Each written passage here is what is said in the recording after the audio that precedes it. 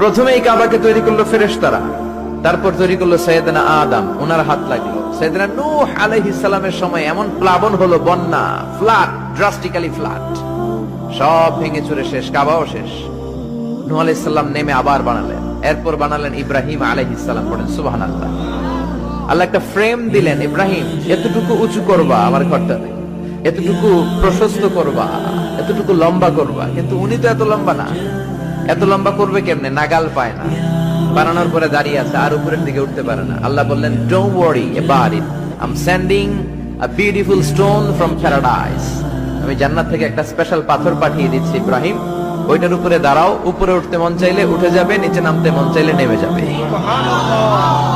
মাকাম ইব্রাহিম, জান্নাত থেকে আসা ওই পাথর কাবা ঘরের পাশে আজও আছে না নাই? উনি দাঁড়ালেন, উপরে ওঠা দরকার উঠে যেত অটোমেটিক, নিচে নামা দরকার নেমে যেত।